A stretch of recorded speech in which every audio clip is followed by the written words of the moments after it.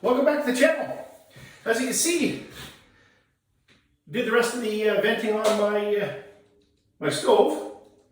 I don't have the propane hooked up yet, and so I'm still heating the shop here, or the let's call it the man cave. That's what the sign on the outside says. So I'm still heating it with an electric heater. It's minus 26 outside this morning, just like in Alberta fashion. So here we are. What are we going to do today? Today we're going to try and get the lights put up, get them all fixed up, and I'm going to start by moving the table saw out here. Once we get the table saw stuff moved out, we can start laying it out along the wall.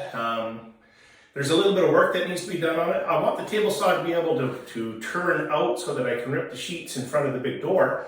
The casters aren't the best on it. It is a table saw that I bought off of, well, up here it's called Kijiji. So I bought it off of Kijiji.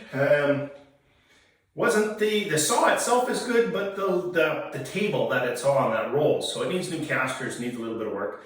We'll get all that fixed up because I want that to set the height of my bench.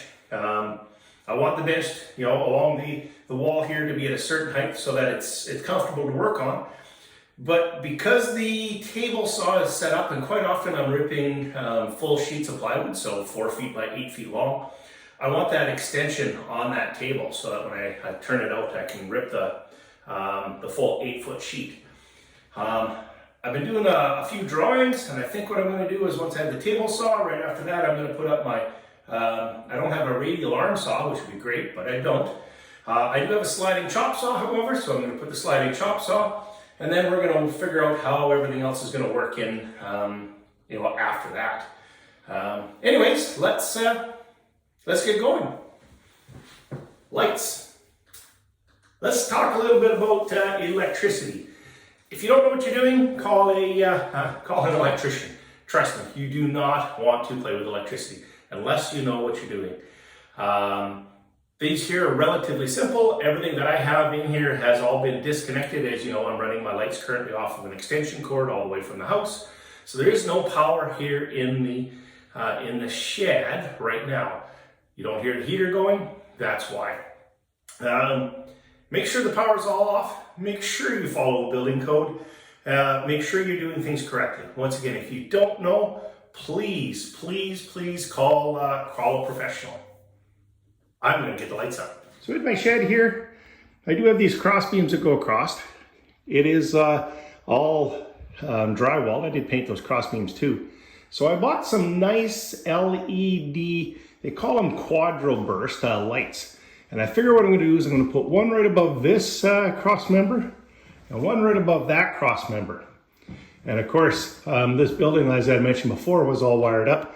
So we have our outlet right there. What I'm going to put out there is don't take anything that I'm doing for advice. Always check with your local contractors, your local building code. Don't assume that just because I'm putting this out here, this is the right way to do it. Always check with your building inspectors and your building code. That'll take precedence over anything I ever show you on here.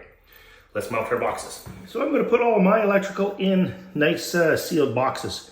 Part of the reason is I know as you guys watch my videos and stuff, things get a little bit dusty. So for starters, these are called knockouts.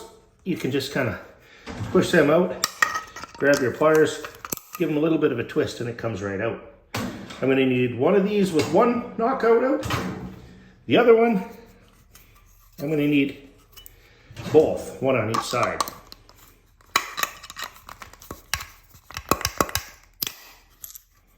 One and two. Be careful not to use the bigger ones. Sometimes these don't work so well. Try to use the proper size for what you're doing. And the cable I'm using has the ends and stuff like this already on it. I will have to cut this to length. But anyways, it is shielded, it is armored so that nothing can hurt the wires and stuff that are on the inside. With this, it's always important to use an anti-short in the end of them. So once again, this is part of the reason, if you don't know what you're doing, contract an electrician. Okay, we want it to be here. It's going to be in the center of the beam. So Our boxes are 3.5 inches. And we're 6 inches. And I want it to be right above this piece. We're 41 to center. 41 to center. This one's going to get the 2 boxes. The reason being is the wire's going to come from the outlet into this one, out of this one, and down to the other side. Some of the things to consider and check with your builder code: how many outlets, how many devices you can have all on one circuit breaker. So once again, check with your local building inspector, and your local building code should always take precedence.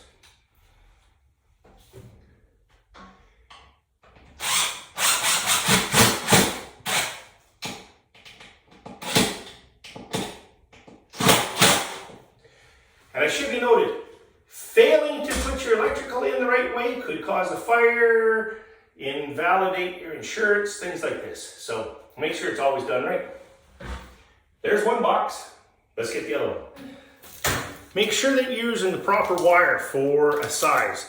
So in this case here, it is, what is this? This is a 12-2. 14-2 would be good enough for this. 12-2, this was what I had available. It is heavier, which would mean it'll carry a little bit more amp. So heavier is all right. It's a little harder to work with, but always make sure you're using the right size wire as well. These ends are designed to push right in and clip right into the boxes. They work really well.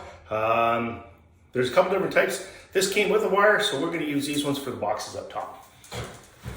We're required to fasten our wire up here every so often. These clips are designed to go right over top of this BX. I'm going to put these in every couple feet. Holds the wire up nice and tight to the beam. They'll go get screwed in as well.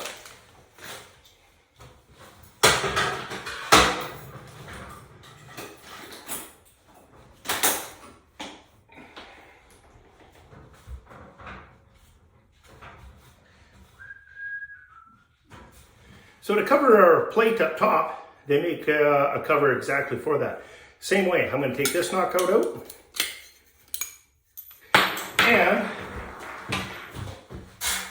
here's the other kind of fitting. So this is going to go in there, giving it so it doesn't stick down from the ceiling. Need to be fitting, always use an anti-short.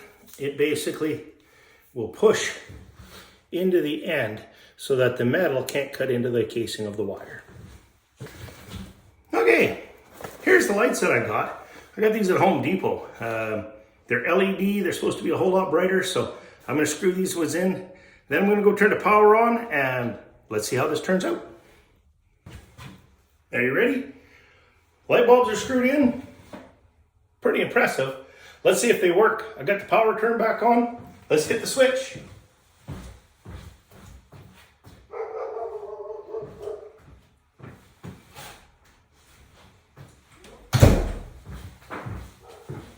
They're pretty bright. We got lights, we got heat, we got painted floor. We're ready to bring the tools out.